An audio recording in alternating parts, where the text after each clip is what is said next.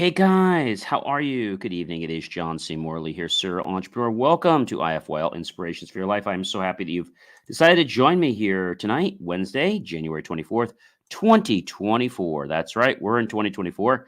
I do want to thank you for being here with me. If you're new here, well, welcome. And if you're coming back, well, it's great to have you back here. You know, I always appreciate you and love to share great knowledge with you. And I do want to say thank you because we're over 145,000 downloads. We had a couple thousand downloads yesterday. Really grateful for that. And whether you're listening to me at 9:40 at night, 9:40 in the morning, 12 a.m., 12 p.m., or maybe even 3 a.m. or 3 p.m., it doesn't matter. Potato. Thank you so much for making the choice to have inspirations for your life part of your daily motivational diet. All right, guys, let's get right into the topic. But before I do, I want to let you know who I am. So, ladies and gentlemen, in case you don't know who I am by now, you guys probably know who I am, but in case you don't, I'm John C. Morley. I'm a serial entrepreneur, and I'm a podcast host, I'm a podcast coach, and I'm a specialist in helping businesses tell a story that leads to them growing and, of course, being more scalable and profitable. And I typically work with companies that bring in 10 million or more, and they either know their story or they want to hire somebody like me to find their story, but they want to find it from truth. That's the most important thing, ladies and gentlemen. So let's get right into the story. So our master topic of the week is finding our way to becoming a better leader, finding our way to becoming a better leader. And so there's a lot of components in that.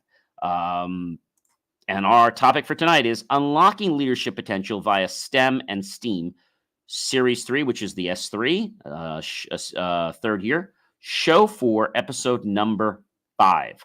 Okay, so STEM and STEAM, we'll talk about that in a second, but STEM and STEAM is a very great thing to be part of at any age because it helps to build leadership qualities. So that's not only for the student, but also for the teacher that is part of the STEM program. So both people do benefit. All right. So what is STEM and what is STEAM? No, it's not the thing that you see on a flower. Sorry about that. And steam, no, we're not talking about the thing that comes out of your kettle or when water boils. We're not talking about either. We're talking about something completely different, but something that's really important. So STEAM stands for science, technology, engineering, and math. So where the heck did the A come from? Well, science, technology, engineering, art, and math. The A is new in the last few years. So STEAM is very, very vital, and it's a great program. And so STEAM and STEM and STEAM actually shape leaders. Is it like Boy Scouts? Not exactly, but it still does help build qualities in leaders. So I think that's important, and it does it at a very young age. And then, of course, as you're in the program and you're teaching STEM to other people and STEAM, then you're actually benefiting as well. A wise person you might have heard once said, when you teach, you learn it. How many times do you learn it? Well, actually, you wind up learning it at least 2 times. But if you're a good teacher or instructor, you're going to learn it 3 times because most people want to go back and they want to review it and make sure everything is all good and things like that. But you learn it yourself, you learn it once. But if you're going to teach it, you're going to learn it once, and you're definitely going to learn it a second time because every time you teach it, you're going to relearn it. Pretty cool. But most people will want to teach it once, like they'll want to review it, then they'll want to review it again before the class, and again. So every time you review it, you're actually teaching yourself again. So that's why if you're a teacher and you're practicing your lesson, a lot of times before each class or every time you give the lesson, maybe you're going to give it for 4 classes. But every time you give that lesson, maybe it's once a year, you're actually learning it again. So if you've taught that lesson, let's just say for 10 years, okay, you will, yes, have learned that program. Okay. So again, let me just go back here because I know this might get a little crazy. So if you teach the program and you do it the normal way, which is the 1, the 2, and the 3, the way most teachers would do it. You taught the program 10 times, you would basically you'd learn it 30 times. Pretty cool, right? So in STEM and in STEAM, there are some concepts that I think are very vital for us to understand. The first one is when we think about STEM and we think about STEAM, we need to think about leading the business. So you lead a team, okay? But you can't do that until you know where you're going, how to get there, and why the journey is worth taking. Good leaders understand how their teams and projects fit into the organization's overall mission, and they're great at motivating them. They don't have to pull teeth because they want to be part of it. They set strategies to maximize their team's contribution and willingness to want to be part of it and align their teams around those strategies. All right. Lead the team. Everyone who's a leader does their best to inspire and motivate people, creating a very enriching and welcoming and educational environment and supportive to the mission for the team. Great leaders motivate others through a shared vision and trust. They take ownership of success and failures, and they work to develop potential leaders. This is key. So let's say, for example, I don't know, you're in the restaurant industry, and maybe you're a shift leader, okay? And so one of the things you want to do with the people that are just starting out as servers, you want them to become shift leaders too, or managers. So you start to inspire them. You start to let them know what it's about and the fact that it's not just all fun and games, because if you make a mistake, okay, people say, oh, when you're a shift leader, it's easy. You just get to go home. Well, no, you don't. Because what happens is if you're a server and you make a mistake, you figure, okay, because a lot of times the shift leaders are hard on the servers, and there's a reason for that. So if the shift leader says everything is good to go, you can go home, right? Okay, fantastic. Now, if the shift leader makes a mistake, there is a floor manager on. And guess what happens? After all those people went home, because the shift leader maybe didn't catch something like the salt being filled up totally to the top, or maybe a piece of paper being under the table, or perhaps maybe a little bit of stickiness in the corner. If the floor manager finds that, guess what happens? The shift manager now has to be the one that takes that into their own hands and resolves it. So this is why the shift manager is very strict with you to make sure that everything's done right, because they know if something's wrong, they're going to be getting the grunt of it. They're the ones that are going to have to be doing all that work. So you might think it's, fine and dandy to be a shift leader. Yes, it is. But you got to know how to motivate your team. You got to know how to get them to do different things. So let's talk about this for just a moment, since we're talking about restaurants. And I served for a long time, and I also was a black tie, and went all the way up the ranks until I became a captain, and then I had stopped. But basically, so what does side work mean in a restaurant? Let's talk about that. You might be saying, John, I have no idea what you're talking about. Side work, is it something that they do? Well, so they call it side work, and really what it is servers' duties. So side work can be things like cleaning, restocking, organizing, safety duties. So cleaning can be things like cleaning services like chairs, tables, and counters, sanitizing bathrooms, sweeping the dining room floor, wiping down or sanitizing menus, putting food back into the fridge, making sure windows are free of handprints, dust, and grime, dust ceilings and fans, sanitizing TV remotes and wiping down screens. Also, maybe taking apart the beverage machines, that provide soda and things like that, because those things all have to be taken apart. Otherwise, if they don't, they get fruit flies in them, and then it all gets very nasty. So how do you do these critical things? So on an opening shift, you can wipe down services and menus, make sure the dining room is neat, clean fans, clean windows, and clean the bathrooms. Closing shift, sweep the floor, sanitize TV accessories, put food back in the fridge, and clean the bathrooms. Ongoing cleaning duties, cleaning services, menus, before and after parties, and leave and check toilets hourly, unless somebody's assigned for that. Restocking work is another thing that servers have to do. Running out of supplies can turn a calm shift into one that's a chaotic nightmare. Things as simple as making sure there's enough knives and forks and spoons. And a lot of restaurants require those to be rolled into like a paper, let's say, thing, and then they're wrapped, or sometimes they're tied in a certain way. So that has to be prepared. So you have to what we call roll silverware. So let me just get into that a second. So what does it mean to roll silverware in a restaurant? because I think that's probably the best way to explain it. So rolling silverware is not hard, but it is a little tedious. You prepare the napkin before by placing your paper napkin flat on the table. You position the knife. You place the knife diagonally across the napkin for best results. And then you stack the fork directly on top of the knife. Let me say that again. So you begin by placing your paper napkin flat on the table. Then you position the knife basically diagonal across the napkin. And then what you'll do is you'll go ahead and place the additional utensils, stack the fork directly on top of the knife, followed by the spoon, and fold the bottom corner. Hold the silverware in place with one hand and use the other hand to fold. Fold the side corner. Roll with both folds completed. Roll the silverware away from you, and then go ahead and put that little, let's say, little paper thing with the stickiness on. You could do that.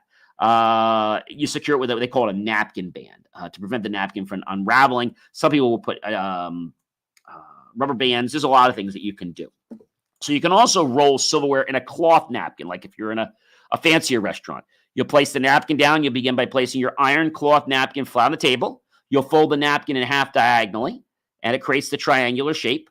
You'll position the silverware in a neat stack on the napkin. Position the stack near the inner edge of the long side of the napkin. Fold the left corner of the napkin over the silverware. Second, fold the right corner over the napkin over the silverware with both corners folded in, keeping the silverware secure in place and rolling the stack away from you. Of course, there is the pre-rolled napkin and cutlery that you can get from certain suppliers. But this is just some things that you need to be aware of. So when we think about server duties, this is what we're talking about. Other things that you have to do for side work is refilling condiments, replenishing hand sanitizer bottles, restocking self-service stations with napkins, plasticware, straws, milk, half and half, etc. Replenishing drink stations with syrups, cups, straws, and lids. Preparing garnishes for the bar. Bringing glasses and tableware from the back of the house to the front of the house. Restocking buffet and salad bars. Alerting managers when inventory is low and needs to be reordered. Organizing duties, making sure that tables are being bussed if you're a busser. Safety duties, locking up the restaurant, setting the alarm system, closing all the windows and doors, turning lights off, reconciling cash in the register with POS, depositing cash at the bank. And so these are not hard things, but it's all about building responsibility. All right. So lead toward the future. So if you're in STEM, you're motivating the minds to think about what's going to happen in the future. This is really important. Same thing in the restaurant industry. When you come in, if you've never done anything before, the people that have had more experience are trying to motivate you to be responsible so that you can then take on more responsibilities and be more than just a server. So how do you become a successful STEM and STEAM leader? Well, it's not hard, but it does take some practice, just like being a server takes some practice. I mean, that's the long and short of it. Everything takes practice. So one thing that you would do is you would do something called practice servant leadership. That sounds like a real mouthful. Well, it's not hard.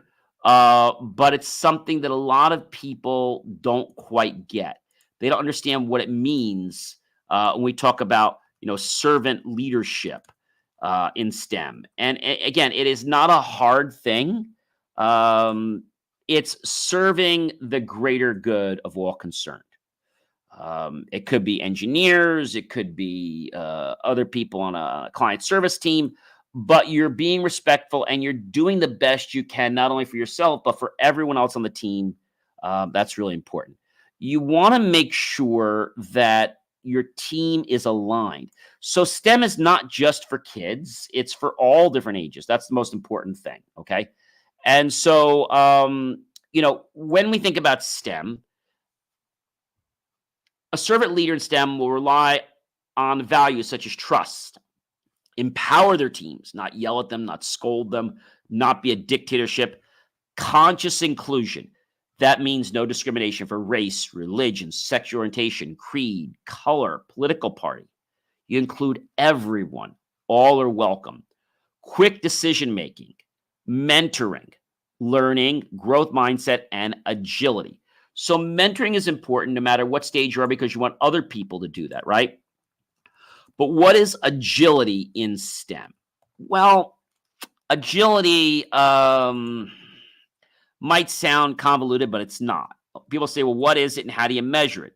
Well, agility has to do with, think of it as the fluency, the precision, the standards that are set. Okay.